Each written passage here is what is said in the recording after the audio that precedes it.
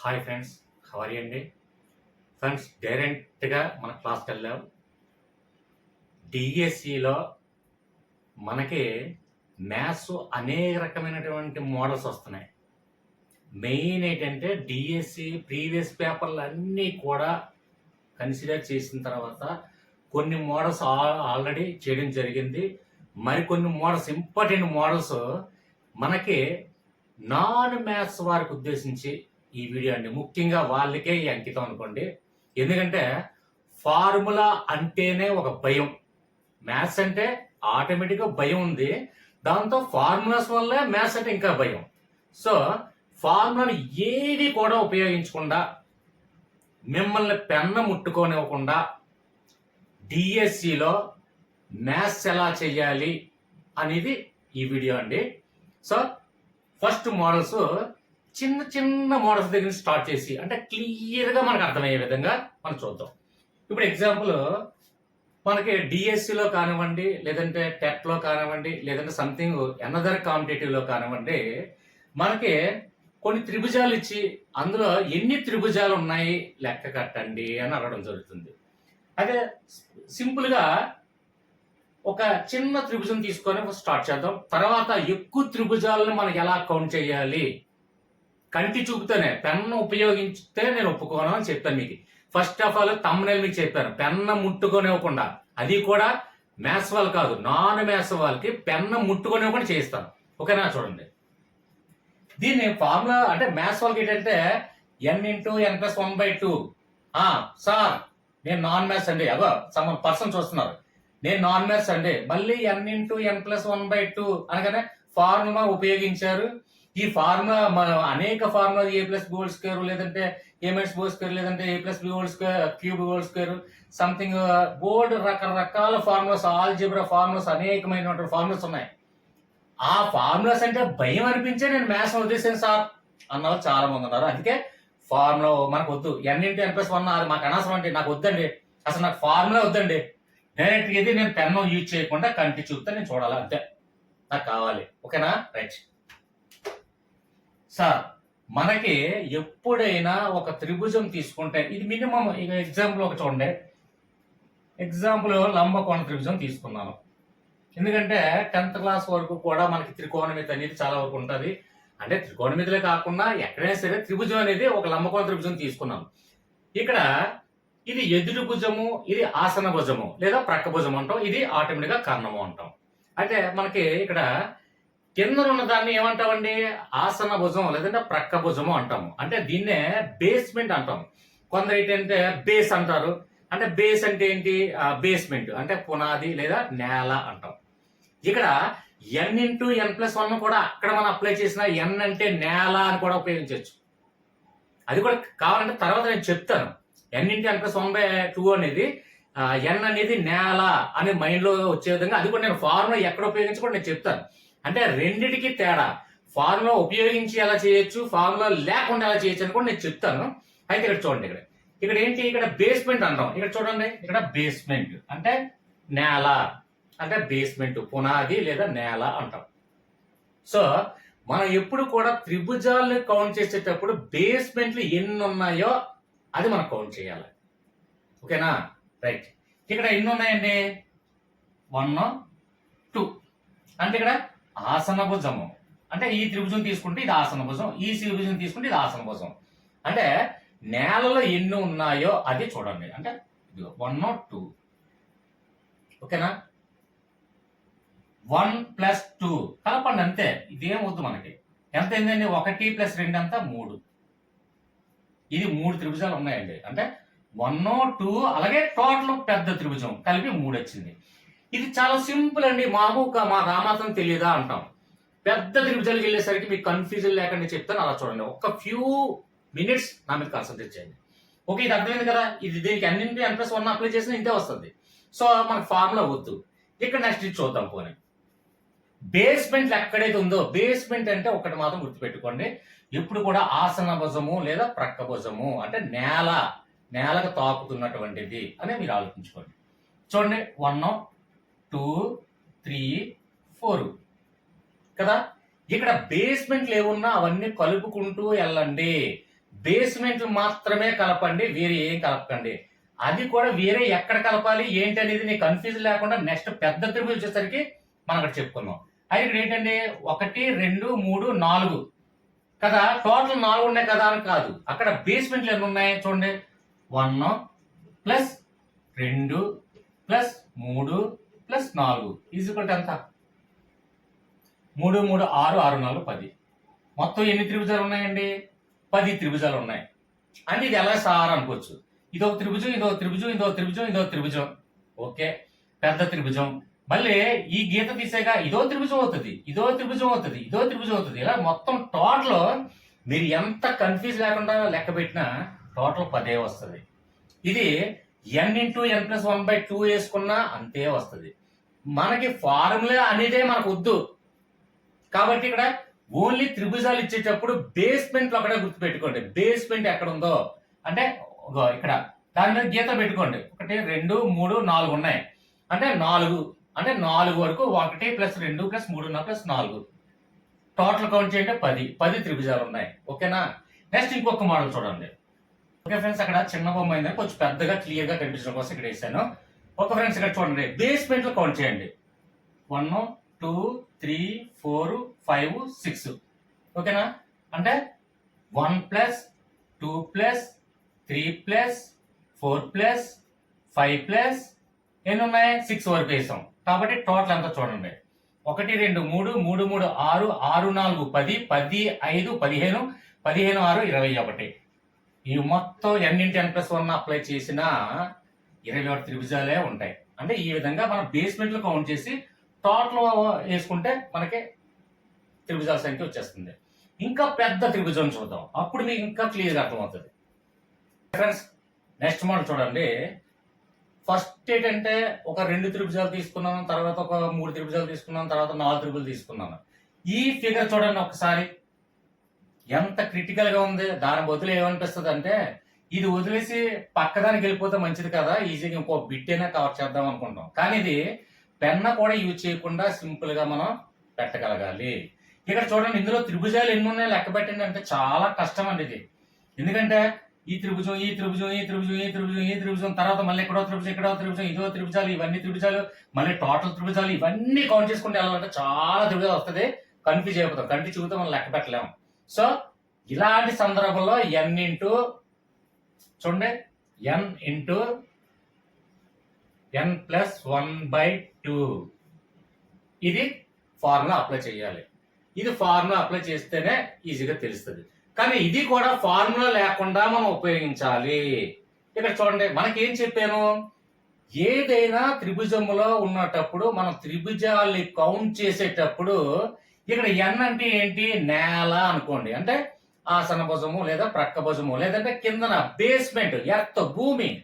ఒక త్రిభుజములో ఎర్తలు ఎన్నైతే ఉన్నాయో అంటే భూమి అడుగును ఎన్నైతే ఉన్నాయో అవి మాత్రమే కౌంట్ చేయండి, మిగిలిన కౌంట్ చేయకండి అని చెప్పాను. సో అయితే ఇక్కడ మనకి ఇక్కడ చూడండి 1 2 3 4 5 ఈ బేస్మెంట్ కసార్ అన్నాం. ఇది కౌంట్ చేయాలా అంటే కౌంట్ చేయాలి బేస్మెంట్. తర్వాత మరి ఇక్కడ బేస్మెంట్ ఉన్నాయి సార్ అంటే ఇది ఫస్ట్ ఫ్లోర్ అనుకోండి.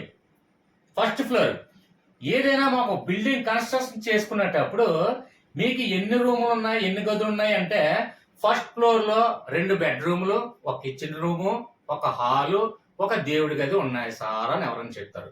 అంతేగాని ఫస్ట్ ఫ్లోర్ లో 2 బెడ్రూములు, ఒక కిచెన్ రూము, ఒక వంటగది, ఒక దేవుడి గది ఉన్నాయని కాకుండా రెండో ఫ్లోర్ లో ఇదే సేమ్ ఎలా ఉన్నాయంటే 3వ ఫ్లోర్ లో ఉన్నాయి. మొత్తం గదులు మొత్తం కనెక్ట్ చేసి అంటే ఒక 20 అంతస్తుల బిల్డింగ్ లో ఫస్ట్ ఫ్లోర్ లో మరి ఏమంటారు, మీకు ఎన్ని గదులు ఉన్నాయి సార్ అని ఎవరన్నా అడిగితే 20 అంతస్తుల బిల్డింగ్ ఓనర్ కూడా ఏం చెప్తాడంటే 2 బెడ్రూములు, ఒక హాలు, ఒక కిచెన్ రూము, ఒక దేవుడి గది అని చెప్తారు కదా.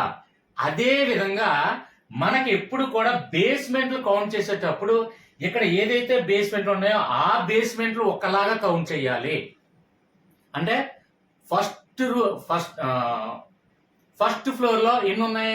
2 బెడ్రూమ్లు, ఒక హాలు, వంటగది. అంటే ఒకటి ఇది ఒక వంటగది, ఇది హాలు, ఇది దేవుడి గది, ఇది 2 బెడ్రూములు, ఇది కిచెన్ రూమ్ అనుకుందాం. అప్పుడు ఇవి మాత్రమే ఇక్కడ కౌంట్ చేసి మనం చెప్తాం.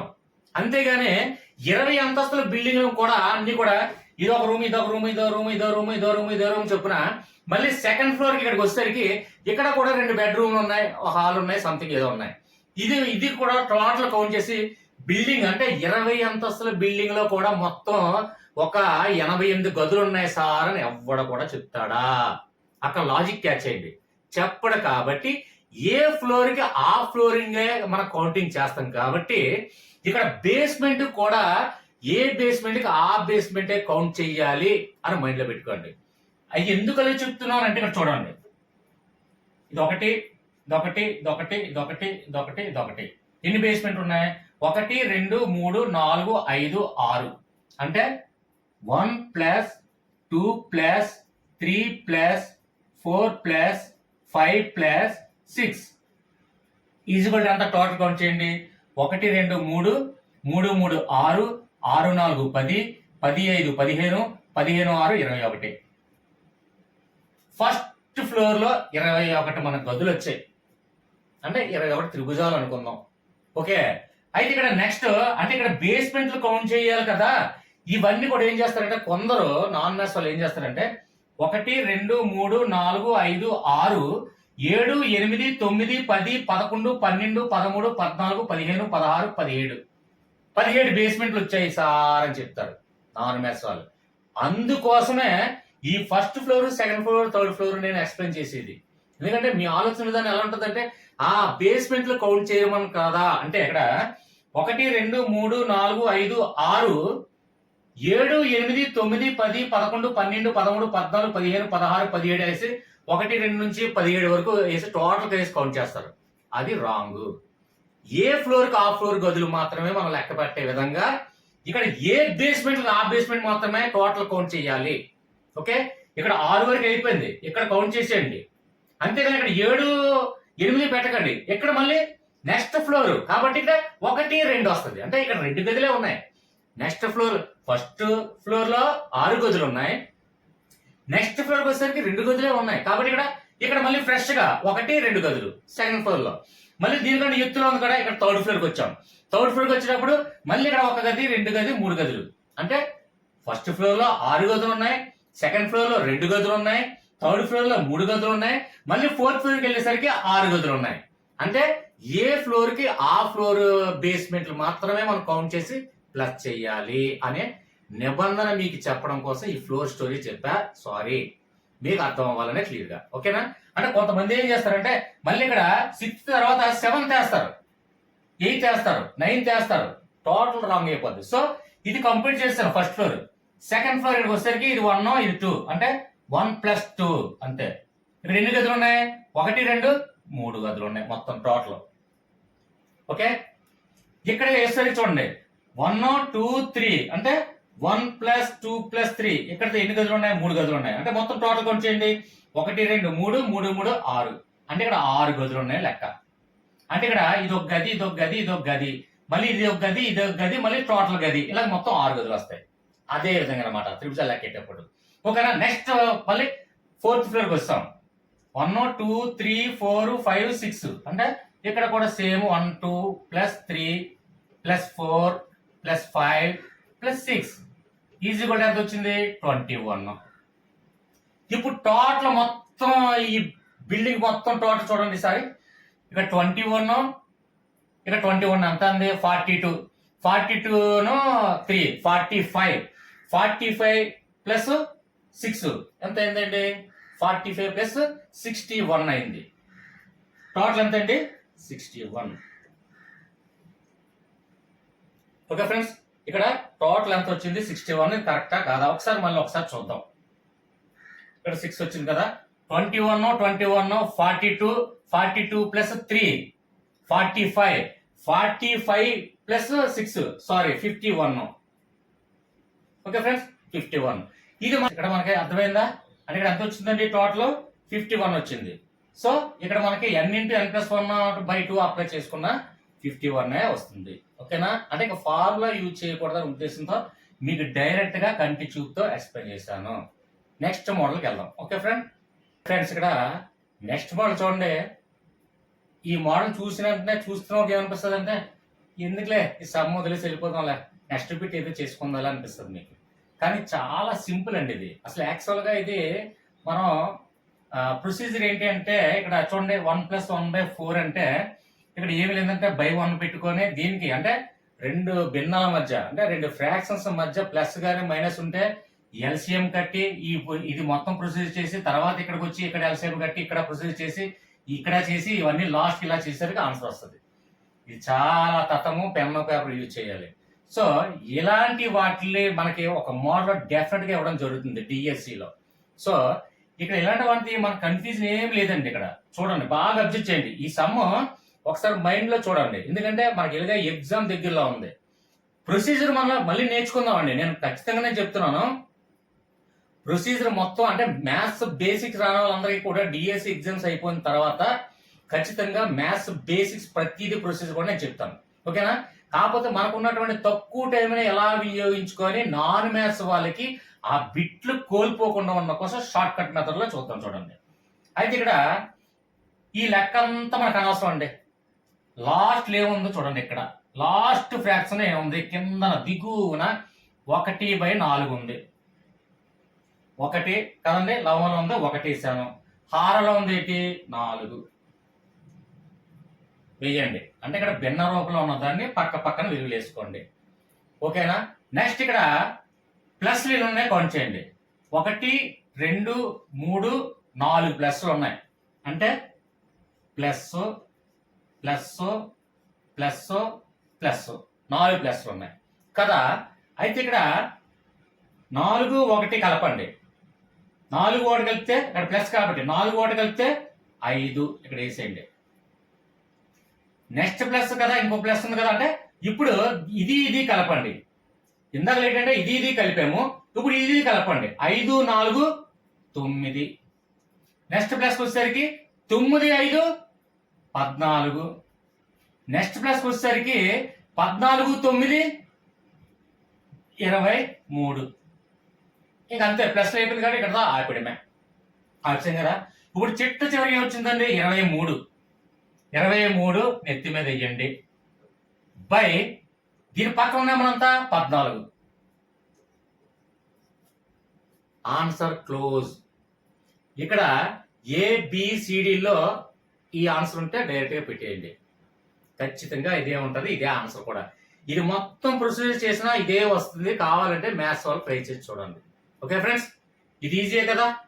ఇప్పుడు ఎంత క్లిష్టంగా ఉంది సార్, ఎంత ప్రొసీజర్ చేయాలి, మనకి తక్కువ టైం ఉంది సార్, నేను నాన్ మ్యాథ్స్ అంటే భయం ఉంది. సో ఏంటంటే ఇలాంటి ప్రొసీజర్ లెక్క డెఫినెట్ గా ఒకటి ఇవ్వడం జరుగుతుంది. నెక్స్ట్ ఇంకోటి బాగా అబ్జర్వ్ చేయండి, 1+1/1+1/1+1/1+1/4 ఉంది. ఇక్కడ ఇదే ప్రొసీజర్ లో అంటే ఇదే పద్ధతిలో అనేక లెక్కలు ఇవ్వడం జరుగుతుంది. సేమ్ ఇవ్వలే ఉంటది. ఇక్కడ మీకు మారింది అనుకోండి 5 ఉంది అనుకోండి, సేమ్ ఇదే మోడల్ మళ్ళీ సేమ్ ఇంతే వస్తుంది. ఇక్కడ 5 పెట్టాం కాబట్టి ఇక్కడ 5 వస్తుంది. అంటే దీన్ని కౌంట్ చేసుకుంటే మళ్ళీ చిన్న ఒక్కొక్క విలువ మారుతుంటది అంతే. కానీ ప్రొసీజర్ మాత్రం సేమ్ ప్రొసీజర్. ఇక్కడ 5 ఇవ్వండి, 6 ఇవ్వండి, మళ్ళీ అంతే సేమ్. అంటే ఇప్పుడు 1/6 ఉంది కదండి, 1, 6 తీసుకుంటాం. ఎన్ని ప్లస్లు ఉన్నాయి? 4 ప్లస్లు. 1, 2, 3, 4 ప్లస్లు. 6, 1 కలిపితే 7, 7, 6 కలిపితే 13, 13, 7 కలిపితే 20, 20, 13 కలిపితే 33. అంటే ఇక్కడ ఎంత వస్తుంది ఆన్సర్? 33 బై దీని పక్కన నెంబర్ అంతా 20. అంటే ఒకవేళ సమ్ ఎలా ఉండి 1/6 ఇస్తే 1/5 ఇస్తే మీరు చేసి చూడండి కావాలంటే. ఇదే మోడల్ అంటే ఇటువంటి మోడల్ ఇస్తే డెఫినెట్ గా సేమ్ ప్రొసీజర్ ఇంతే. ఇవన్నీ మనం చేయని అవసరం లేదు. క్లియర్ గా అర్థమైందని భావిస్తున్నాను, ఓకే ఫ్రెండ్స్? రైట్. నెక్స్ట్ మనం చూడండి, ఇది కూడా చాలా క్లిష్టంగా ఉందా? ఇష్టపడితే ఎంత క్లిష్టమైన సింపుల్ వేలో అర్థం చేసుకోవచ్చు. పెన్ కూడా యూజ్ చేయని అవసరం లేదు. ఇక్కడ చూడండి, నేను పెన్ యూజ్ చేస్తానంటే మీకు అర్థమయ్యే విధంగా పెన్ యూజ్ చేస్తాను, మీరు కంటి చూపుతో చేయొచ్చు.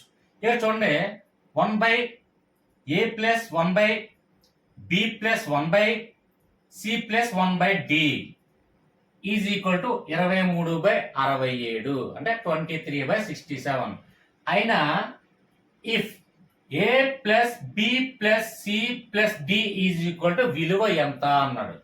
ఇప్పుడు ఏ కనుక్కోవాలి, బి కనుక్కోవాలి, సి కనుక్కోవాలి, డి కనుక్కోవాలి. అంటే ఇది ప్రొసీజర్ లో చేసుకుంటూ ఎల్సిఎం తీసుకొచ్చి ఎల్సిఎం సింపుల్, మళ్ళీ ఎల్సిఎం కాస్త అలా సింప్లిఫికేషన్ చేసుకుంటూ వచ్చి తర్వాత ఈజ్వల్ టు 23/67 వేసి ఫస్ట్ ఏ కనుక్కొని తర్వాత బి కనుక్కొని ఇవన్నీ అంటే ఫస్ట్ ఇదంతా ప్రొసీజర్ తీసుకొచ్చి ఇక్కడ తీసుకురావాలి, సింప్లిఫికేషన్ చేయాలి.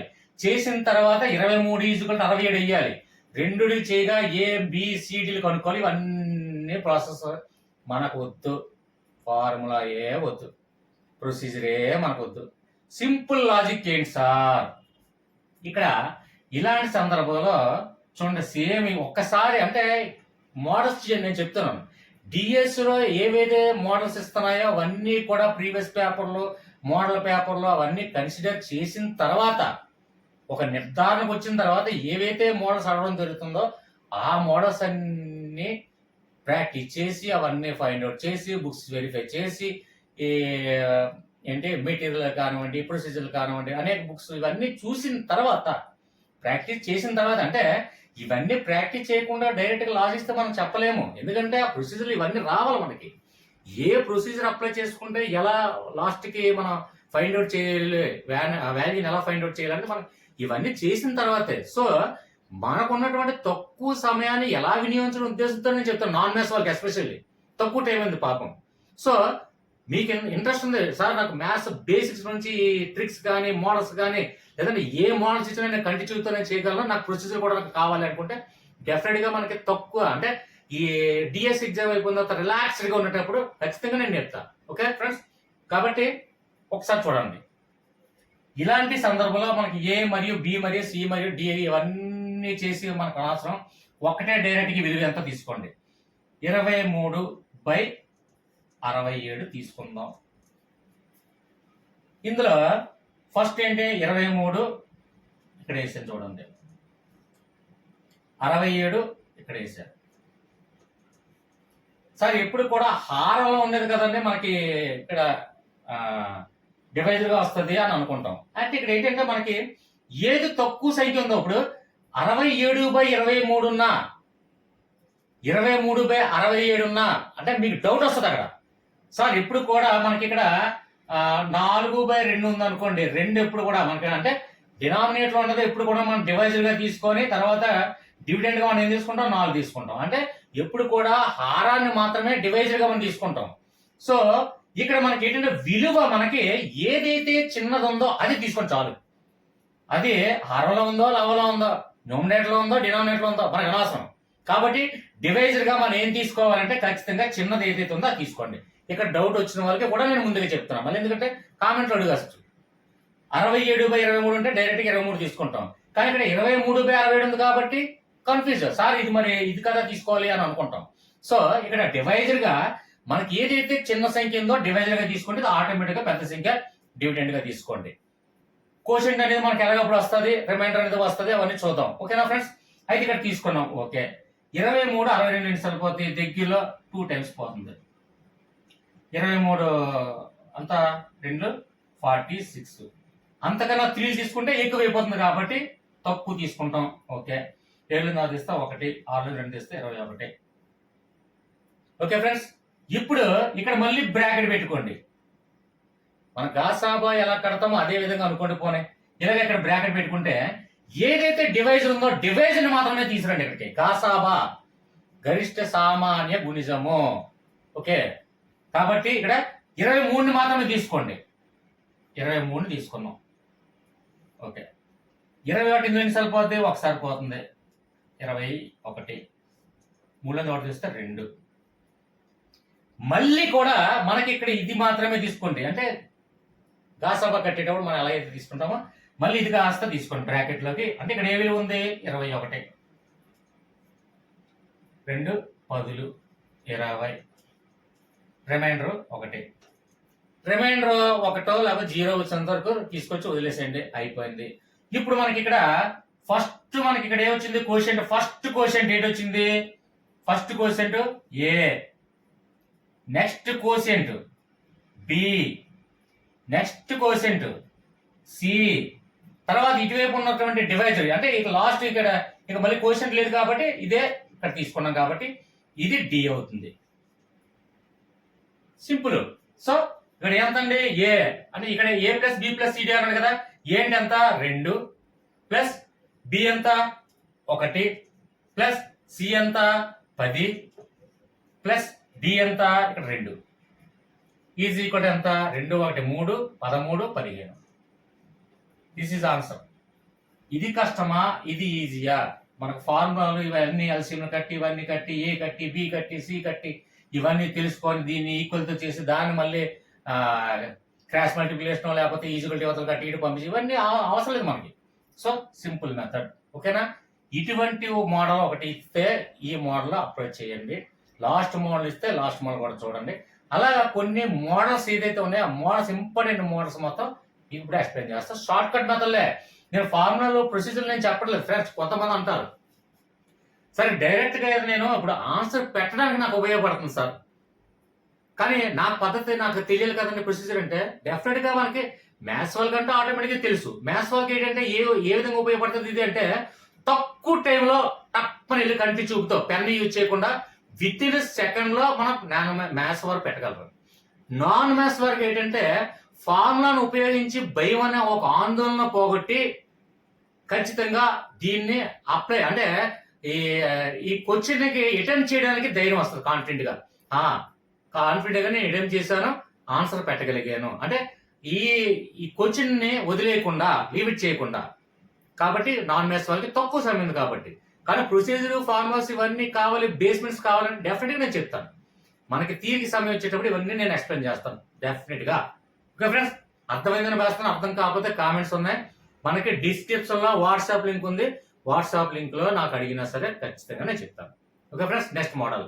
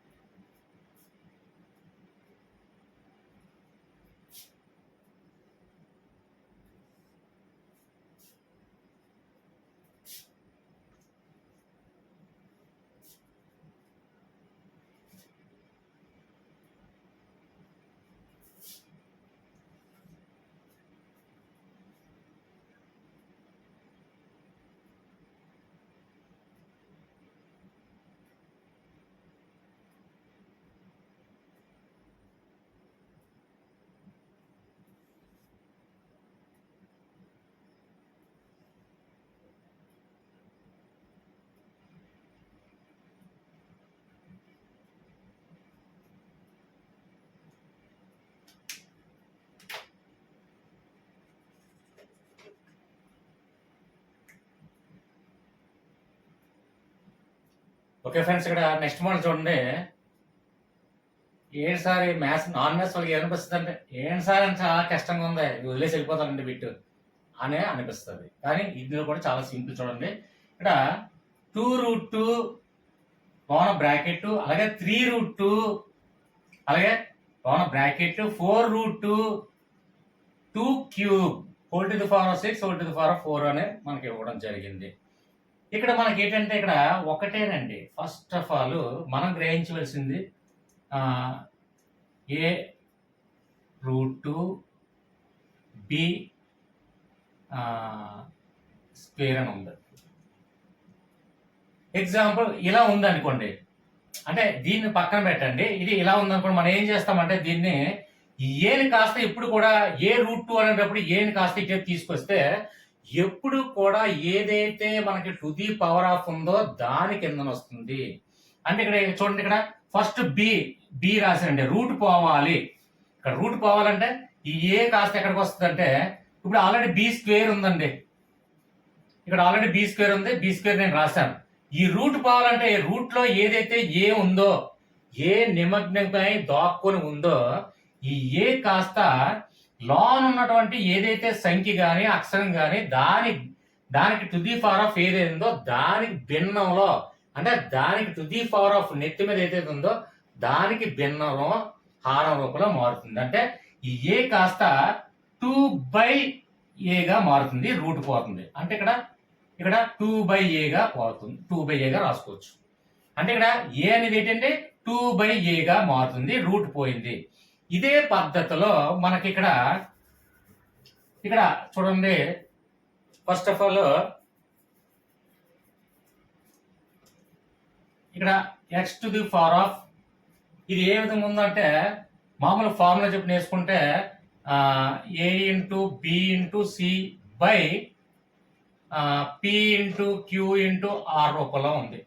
ఇది మ్యాథ్స్ వాళ్ళకి ఈజీగా అనిపిస్తుంది. X to the power of, దీన్ని ఎలా రాసుకుంటాం? ఇక్కడ చూడండి, ఏ అంటే ఇది, తర్వాత బి, తర్వాత సి.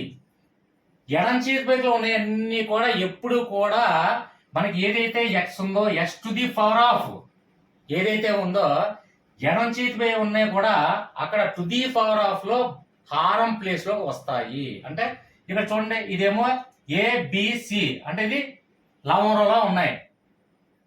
ఇక్కడ చూడండి 4, 3, 2 ఇవి అంటే PQR, అంటే హారంలోకి వస్తాయి. అంటే ఎప్పుడు కూడా ఎడం చేతి పక్కన ఉన్నాయి మనం. అంటే ఇప్పుడు చూడండి, ఒక ఏదో ఉందండి, శివ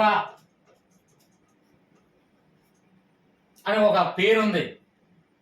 కుడి చేతి పక్కన ఉన్నాయన్నీ కూడా లవంలో. అంటే నా కుడి చేతి పక్కన ఒక 2 పర్సన్స్ ఉన్నారు. అంటే నా కుడి చేతి పక్కన ఒక 3 జిల్లాలు ఉన్నాయి అనుకుంది ఎగ్జాంపుల్.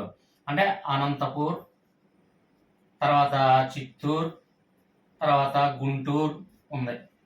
ఎడం చేతి పక్కన, అంటే నా కుడి చేతి పక్కన ఉన్నటువంటి ధైర్యం అన్నట్టు, అంటే నా ఫేవరెట్ డిస్ట్రిక్ట్స్, అంటే ఇప్పుడు Anantapur district, Guntur district, Chittoor district, ఇలా డిస్ట్రిక్ట్స్ నేను కుడి చేతి పక్క, అంటే నా కుడి భుజాలుగా నేను రాసుకున్నాను.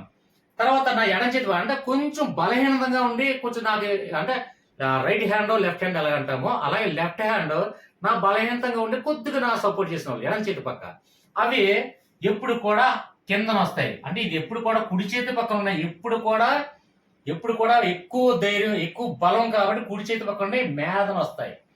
నా ఎడం చేతి పక్కన ఉన్నాయన్నీ కూడా కిందకు వస్తాయి. ఇక్కడ వేరే డిస్ట్రిక్ట్లు, అంటే కోనసీమ, ఈస్ట్ గోదావరి, వెస్ట్ గోదావరి అనుకున్నాం. అంటే ఇక్కడ Shiva to the power of, Shiva నెత్తి మీద, ఎప్పుడు కూడా నెత్తి మీద, అంటే టు ది పవర్ ఆఫ్ ఎప్పుడు కూడా, అంటే ఎక్స్ స్క్వేర్ అని ఎలా అంటామో అదే విధంగా Shiva to the power of ఈ విధంగా ఉన్నాయి. రైట్ సైడ్ ఉన్నాయన్నీ కూడా లవంలో రావాలి, లెఫ్ట్ సైడ్ ఉన్నాయన్నీ కూడా ఇక్కడ రావాలి. అంటే ఇక్కడ మనం ఫస్ట్ మెయిన్ నెంబర్ ఏముంది 2, అంటే 2 అంటే ఇక్కడ ఎక్స్ రాసాము. ఇక్కడ కుడివైపు ఏంటి ఉన్నాయి 3, 6, 3, 6, 4, ఇది ఏబిసి. అలాగే లెఫ్ట్ సైడ్ ఏమున్నాయి 2 కి 4, 3, 2, కాబట్టి ఇవి PQR గా మారింది. సో ఇక్కడ ఇదే పద్ధతిలో మనం ఉపయోగించుకుంటూ నాన్ మ్యాథ్స్ వాళ్ళకి ఇప్పుడు ఏం చేయాలి, 2 మెయిన్ 2 అంటే నేను శివ వేసాను. నా కుడి చేతి పక్కన ఏమున్నాయి 3 × 6 × 4 బై ఎడం చేతి పక్కన ఏమున్నాయి 4, 3, 2, 4, 3, 2. డాట్లు ఏదైనా ఒక నెంబర్స్ మధ్య డాట్ ఉంటే అది మల్టిప్లికేషన్ అని అర్థం. సో ఇక్కడ క్యాన్సిలేషన్ చేయండి. 4కి 4కి పోయింది, 3కి 3కి పోయింది, 2 1లో 2 3లు ఎంత పోయింది 2 క్యూబ్. 2 క్యూబ్ అంటే 8. This is answer. అంటే ఇంత ప్రొసీజర్ ఎందుకు చెప్పాను అంటే నాన్ మ్యాథ్స్ వాళ్ళకి ఏవి లవంలో తీసుకోవాలో ఏవి హారంలో తీసుకోవాలో, అంటే రైట్ సైడ్ ఉన్నాయి లవంలో తీసుకోవాలి, లెఫ్ట్ సైడ్ ఉన్నాయి హారంలో తీసుకోవాలని ఒక చిన్న అర్థం అవ్వాలి అని. అంటే ఒక నాన్ మ్యాథ్స్ వాళ్ళకి చిన్నది కూడా కన్ఫ్యూజ్ లేకుండా ఉన్న కోసం నేను చెప్పాను, ఎక్కువగా ఎక్స్ప్లెయిన్ ఇచ్చాను. ఓకే ఫ్రెండ్స్, మీకోసం నేను ఎక్కువ సాగదీశాను అనుకోండి, నా కోసం అయితే ఏం కాదు. ఓకే, నెక్స్ట్ మోడల్ చూద్దాం. Plus Y is equal to 21 and X is to Y is equal to 2:y. అయితే వై విలువ ఎంత అన్నాడు. అయితే ఇక్కడ వై విలువ తెలియాలంటే ముందు ఎక్స్ విలువ తెలియాలి, ఎక్స్ విలువ ముందు కనుక్కోవాలి. అలాగే ఎక్స్ ప్లస్ వై విలువ ఇచ్చాడు, దాన్ని అందులో చేసుకొని ఇవన్నీ చేసుకుంటే పెద్ద ప్రొసీజర్ అవుతుంది. కాబట్టి ఇక్కడ మనకి ఎక్స్ ప్లస్ వై ఎంత ఇచ్చాడండి, 21 ఇచ్చాడు. ఇక్కడ మనకి మరి ఎంత ఇచ్చాడు, ఎక్స్ ఈజ్ టు వై అన్నాడు, ఈజ్ ఈక్వల్ టు ఎంత ఇచ్చాడు, 2:y, అంటే 2:5 అన్నాడు. అయితే ఇక్కడ ఆల్రెడీ మనకి ఎంత ఇవ్వడం జరిగింది, X plus Y is equal to 21 అన్నాడు. అంటే ఇక్కడ X is to Y is equal to అంటే ఇక్కడ మనకు ఎక్స్ ప్లస్ వై అయ్యండి, అంటే 2 + 5 ఎంత అయిందండి, 7 అయ్యింది. అంటే ఇక్కడ X plus Y is equal to 21 ఇచ్చాడు. కాబట్టి మనకి ఎక్స్ ప్లస్ వై చొప్పున తీసుకుంటే ఇక్కడ ఎక్స్ ఈజ్ టు వై అంటే ముందు ఈ రెండు కలిపామనుకోండి ఎంత వచ్చింది, 7 వచ్చింది. అంటే ఎక్స్ ప్లస్ వై ఇక్కడ మనకి తీసుకుంటే ఎక్స్ ఈజ్ టు వై తీసుకుంటే మనం ఏం చేసాము, ఇది కాస్త ప్లస్ చేస్తే 7 వచ్చింది. ఈ 7 21 లో ఎన్నిసార్లు పోతుందో చూడండి, అప్పుడు మిగిలిన మనకైతే తెలిసిపోతుంది. అంటే 7 3 7 3 అంటే 21.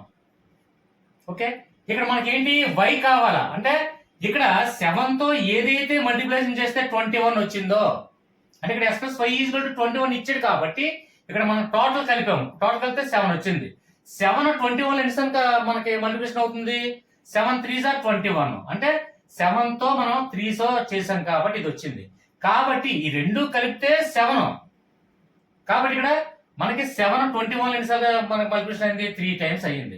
కాబట్టి ఇక్కడ వై ప్లేస్ లో ఎంత ఉంది, 5 ఉంది. అంటే అది కూడా 3 తోనే మల్టిప్లికేషన్ చేస్తే వై విలువ వస్తుంది. సో 5 ఇక్కడ ఎంత మనకి 7 3 21, అంటే 3 తో మల్టిప్లై చేయాలి. వై ప్లేస్ లో ఎంత ఉంది, 5 ఉంది. అంటే 5 3 ఈజ్వల్ టు 15. అంటే వై ఈజ్వల్ టు 15.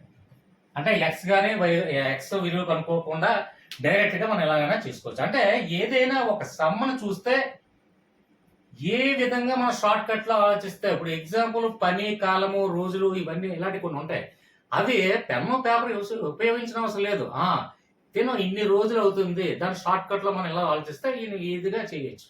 సో ప్రతి దానికి షార్ట్ కట్ మీద ఉంటుంది. మనకి మ్యాథ్స్ అంటే భయాన్ని పోగొట్టుకోండి. ఫస్ట్ ఆఫ్ ఆల్ ధైర్యంగా మాట్లాడండి, ధైర్యంగా ఎగ్జామ్ చేయండి.